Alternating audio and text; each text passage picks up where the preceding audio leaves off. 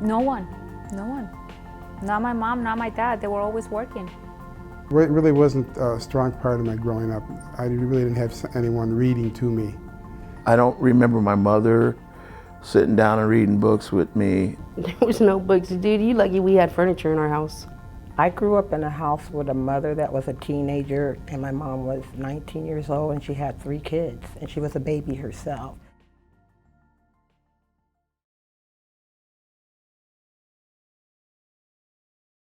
In the 2nd grade, I ended up in the dumb row, where the little boys and little girls that struggled with reading sat. Yeah, but I had some very intelligent cousins, and that was intimidating all through elementary school. So little by little, I just pulled away from the family. You find tricks to not read. I tell people I couldn't see because I didn't have glasses, and I would break my glasses so I could keep using it as an excuse. Or just if they pressed it too hard, then I'd really recoil negatively. And I'll get in a fight. I'll fight to get kicked out because I knew I had to read the next day. So now my parents are going to school and to have conferences with my teachers, and now they're not talking about my reading issues, they're talking about my behavior issues. Reading the words, I just couldn't get the grammar together. I'm going along, and if somebody asks me, what did you just read? I have no idea. because I couldn't read and stuff, I kind of, masked it, played sports a little bit. PE was my highest rank because I could run track. I run cross country. And I discovered music, and that was so refreshing. It was like my identity. I could do something. And I would draw pictures to tell a story. And the teachers thought that was the coolest thing. And they found out that I did learn differently. I was put in a special ed class, but in the special ed class, we didn't have to do anything. So we just didn't get it, and we were just passed through, and social promotion's been going on for a long time. My senior year is when they realized that I couldn't read and write. What happened? What did I do? What went wrong? Why did no one catch up with what I was going through? Why didn't nobody notice I wasn't reading and writing at that level? What happened to all that? I feel like all those years were wasted because no one really noticed. As a child, I was innocent, and all children are innocent. We're not cheaters, we're not liars. We go to school, and we're in the hands of adults, and they're the ones that are supposed to impart the skills and the values.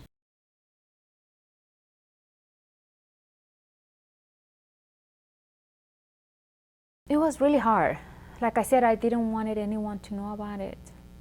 I just wanted it to be my own secret. So I just pretended that I knew how to read. What's that sign? Well, I remember seeing that.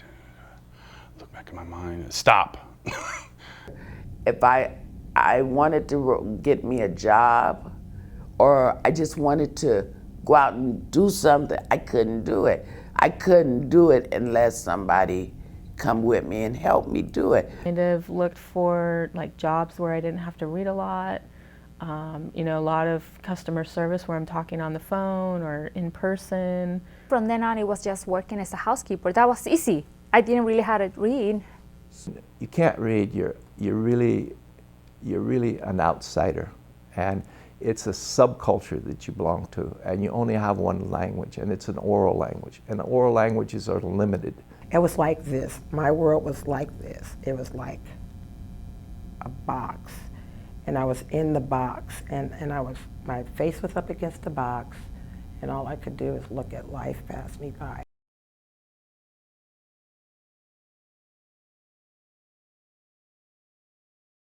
I was trying to help my son with the homework because he was the oldest, and I wanted to be different than my parents. I wanted to participate in his school and his education and his homework and books and all that, and trying to help him with the homework and not understanding the instructions and guessing them. The day my son came back and said, I don't want you to help me anymore with the homework. You're giving me the wrong answers. You're like, oh my God, finally reality hits you. Just got tired of you know, having to mask the fact that I couldn't read, or, you know, being around people and have to make excuses why you didn't read, or you didn't see something right, or you thought it said that. I went to a college class and I struggled. I struggled trying to get into it, trying to understand and write. Yeah. A certain section of my brain was storing blood since I was a child, and my headache meant that section burst in my brain. My husband, he lost his kidneys. He had no kidneys. Doctor had told me that I had to be very careful because all the medications that he was getting, I could put certain medications together and I could kill him. At that moment when I woke up and I looked at my family and I couldn't say one thing, I knew that I had a lot to do. I got fired from bonds, so I told my counselor everything that's happening, and I started crying and told her I was thinking about selling drugs again and robbing people. And I told my counselor I can't read and that I need help. They're just gonna be devastated that I was gonna lose.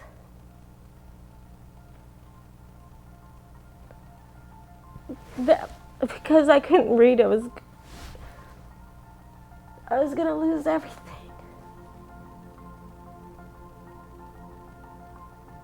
I felt helpless. I felt weak. I felt like I wasn't good enough. So I just went in, I just asked. I couldn't go on like that no more. I had LaDonna, I couldn't really help her that much because I couldn't read. Then I had April, my little 7-year-old. I couldn't help her. I didn't want to perpetuate the cycle with them too.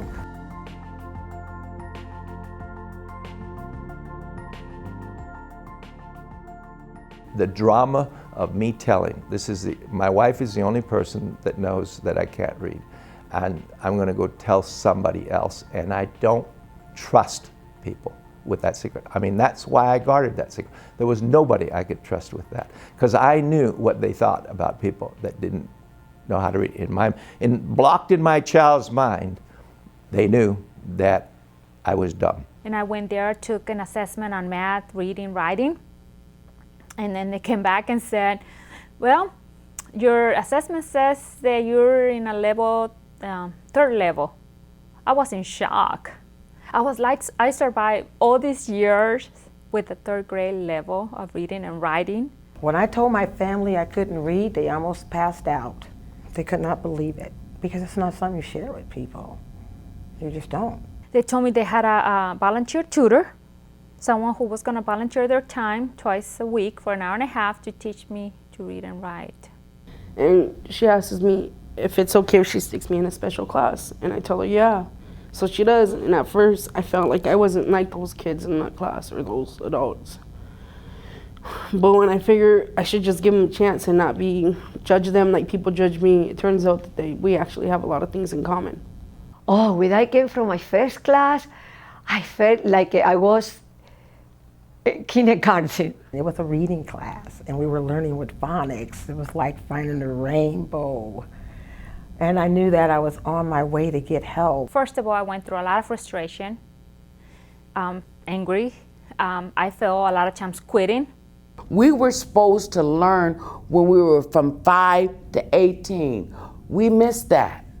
We missed all of that. We would all smile when we could say a sentence in a perfect, normal voice, the right speed. Then we would all just smile and we would clap for each other. She used to always tell me, you're gonna go to college, and I used to always think, what's wrong with her? I don't even have my high school, I don't even have a GED, and she thinks I'm gonna go to college. But she will always tell me that. You're gonna go to college, you're so smart. And I used to always think she was crazy, but she wasn't wrong, she was right. It's like, it feels weird when somebody tells you they're proud of you. I'm 33 years old, I've never heard that before. It's just amazing that there's a program like this.